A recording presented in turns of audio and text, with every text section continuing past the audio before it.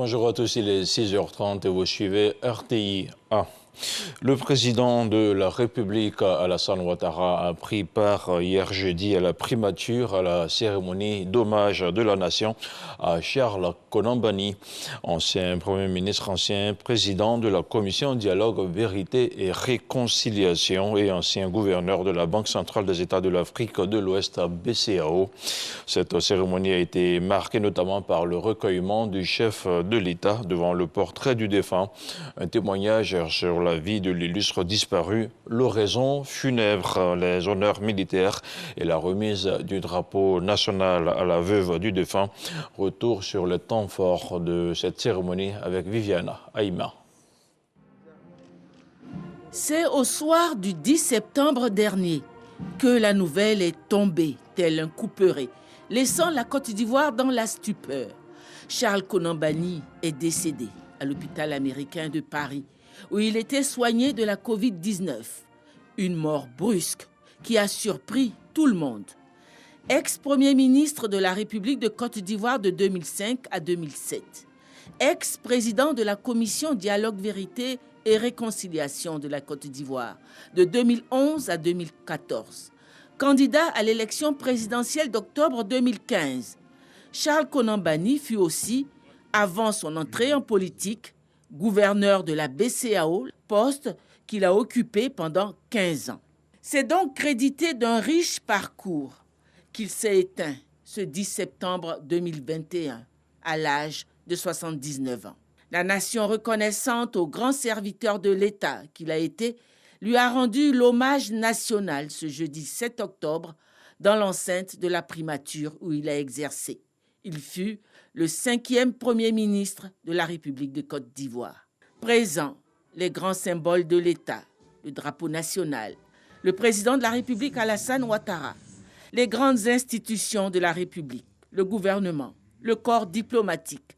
Associé à cet hommage national, la famille de l'illustre disparu, son épouse, ses enfants, ses amis et anciens collaborateurs. Un grand portrait de l'ex-premier ministre symbolisait sa dépouille. Le président de la République en tête s'est incliné devant sa mémoire, suivi par le premier ministre chef du gouvernement et par les présidents et représentants des grandes institutions de la République. Un témoignage et une oraison funèbre sont venus rappeler les qualités et la contribution de Charles Konan Banny au rayonnement de l'État de Côte d'Ivoire qu'il a servi. Le Premier ministre Charles Konan Banny a été un homme de courage, un homme de principe, un homme de devoir et un homme de rassemblement. Un homme de courage. Le courage, nous le savons, c'est la force, la fermeté et le zèle avec lesquels l'on entreprend des tâches difficiles, où l'on affronte le danger ou la souffrance. Il fallait du courage pour accepter la fonction de Premier ministre en 2005. Et il fallait encore plus de courage pour l'exercer dans une atmosphère extrêmement tendue et de méfiance généralisée. Un homme de principe. Un homme de principe est un homme dont la vie est gouvernée par les principes, c'est-à-dire par des convictions d'ordre moral. L'on dit aussi qu'un homme de principe est un homme de caractère, un homme qui, ayant des fortes convictions, s'efforce avec fermeté et persévérance d'y conformer sa conduite, quel que soit ce que cela peut lui coûter. Charles Konan Banny faisait partie des hommes de ce type. L'amour et le respect de ces principes, et je signale cela seulement à titre illustratif, l'ont amené en 2006 à démissionner de son poste de Premier ministre lorsqu'est survenu ce qu'il est convenu d'appeler le scandale des déchets toxiques, ayant estimé en conscience avoir failli à l'un de ses devoirs, qui était celui de protéger la santé des Ivoiriens. Cette démission, il est vrai, a été diversement interprétée, mais laissons cela au jugement de l'histoire. Je salue, au nom de Monsieur le Président de la République et de la nation tout entière, le Premier ministre Charles Konan Banny, qui, à un moment délicat de l'histoire de notre pays, a fait don de soi à son pays. Excellence, Monsieur le Président de la République, si la Côte d'Ivoire, digne dans la douleur, pleure un de ses illustres fils, vous, Excellence, vous pleurez un frère, vous pleurez un de vos compagnons, compagnon avec lequel vous avez parcouru une bonne partie de votre vie professionnelle, pour ne pas dire de votre vie. En effet, économistes vous deux, vous avez ensemble écrit des pages glorieuses de la vie de la BCEAO. Nous qui, à vos côtés, avons eu la chance de vivre ce pan de l'histoire, avons vécu votre complicité avec l'illustre défunt. Nous avons, en effet, souvenance de la relation de confiance mutuelle que vous avez entretenue avec le défunt Premier ministre. Ainsi, quand le président Félix Houphouët-Boigny vous a fait appel aux cheveux de la Côte d'Ivoire en qualité de président du comité interministériel, puis de Premier ministre, c'est lui, Charles Konan Banny, que vous avez proposé pour vous succéder en qualité de gouverneur de la BCEAO. De même, dès votre accession à la magistrature suprême en 2011, c'est à lui que vous avez bien voulu confier la gestion du volet réconciliation nationale dans une Côte d'Ivoire secouée par des contradictions internes et une profonde division. Excellences, Monsieur le Président de la République, Mesdames et Messieurs, la douleur est grande, le chagrin immense, la perte énorme, parce que nous venons de perdre, avec le Premier ministre Charles Konan Banny, un grand homme d'État aux compétences professionnelles avérées et reconnues de tous. Puis l'instant solennel de la sonnerie aux morts.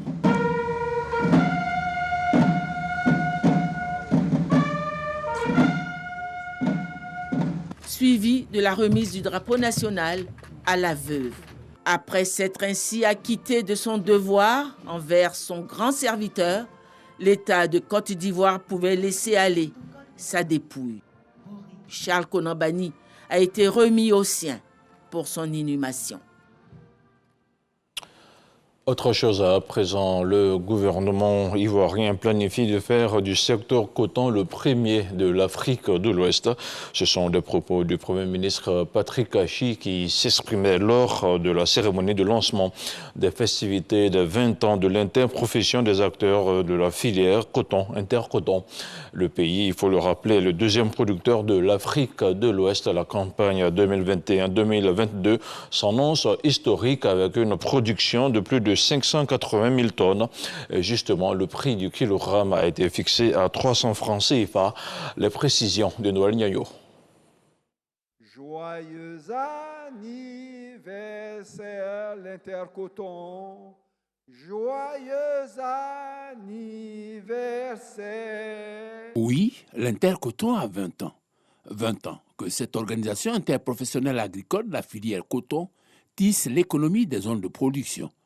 Comme cadeau d'anniversaire, le Premier ministre a annoncé le prix de la campagne 21-22 maintenu à 300 francs CFA malgré la tendance baissière du cours mondial. 300 francs CFA le kilo de coton graine.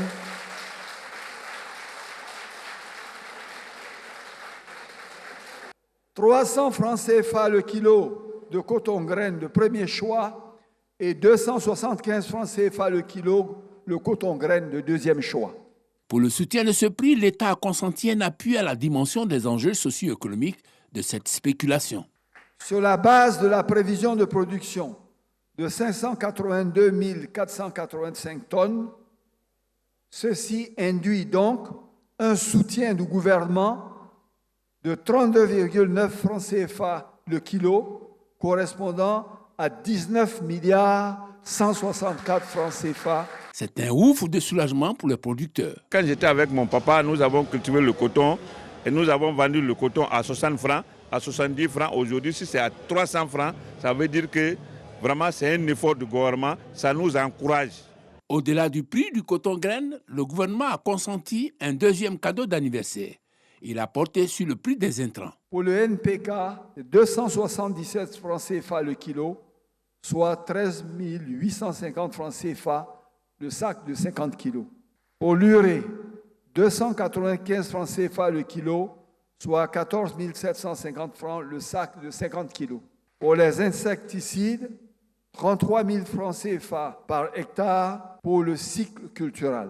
Grâce à cet appui constant, Intercoton a pu tisser harmonieusement sa toile malgré les crises qui ont secoué la Côte d'Ivoire pour se hisser à un niveau confortable. Le nombre de producteurs va passer d'environ 60 000 en 2010-2011 à 132 000 en 2020-2021, pour une production record qui passe donc de 174 000 tonnes à 559 000 tonnes de coton graine, soit plus du triple sur cette période. Ces acquis sont l'œuvre d'une somme d'actions menées avec rigueur et professionnalisme.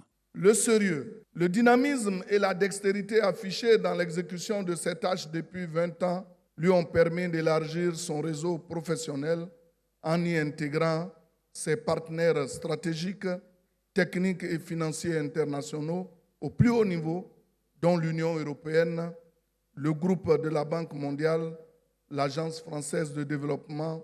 Comme on le voit, l'Intercoton a su exploiter ces 20 années pour se positionner comme une organisation crédible et forte. Pour l'avenir, le Premier ministre fait une invite. Notre conviction stratégique est simple et forte.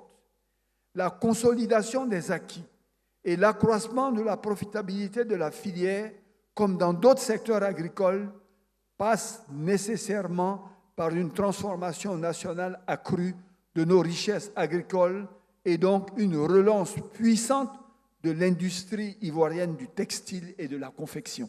Le coton en chiffres, c'est 7% des recettes d'exportation et contribue à hauteur de 1% au produit intérieur brut. Le bassin cotonnier s'étend sur une superficie de un peu plus de 50% du territoire national et fait vivre environ 3 millions d'Ivoiriens. La Côte d'Ivoire tente d'éradiquer la traite des personnes, l'esclavage moderne, le travail forcé et surtout celui des enfants. Un atelier visant à évaluer les acquis de notre pays dans la lutte contre le travail des enfants s'est tenu récemment. Il a vu la participation de l'OIT, de l'UNICEF et de l'Organisation internationale des migrants.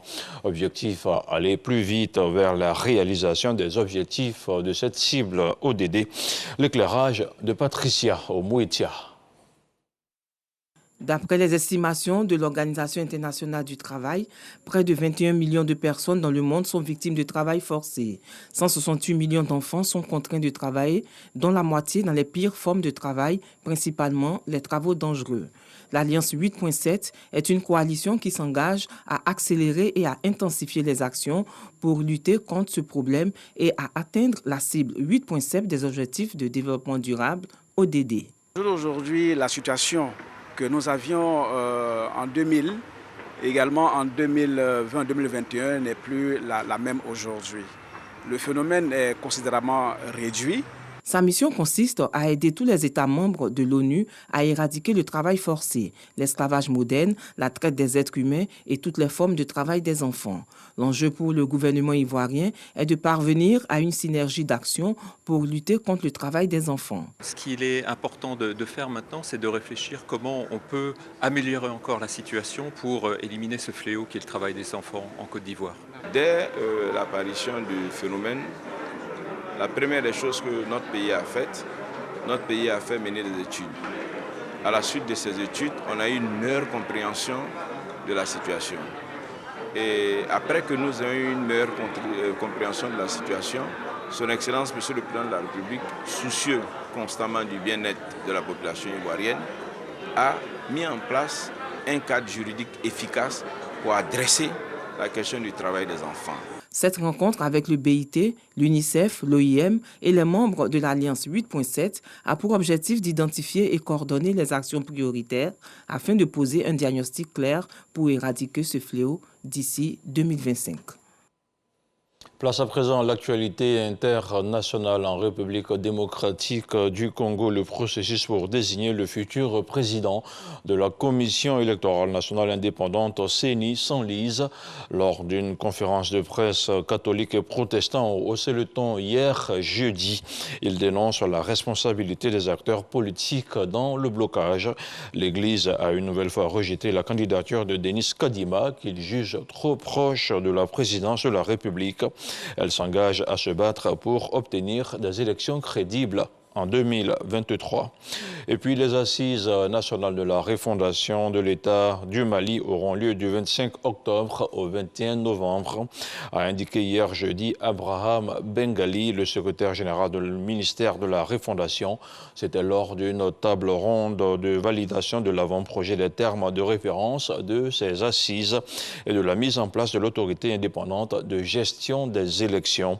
Le secrétaire général précise que cette période sera également consacrée aux préparatifs des assises nationales de la refondation, avant d'ajouter que la tenue de cette rencontre nationale et l'adoption des résolutions finales exécutoires assorties de la mise en place des comités indépendants de suivi aura lieu du 15 au 21 novembre prochain à Bamako.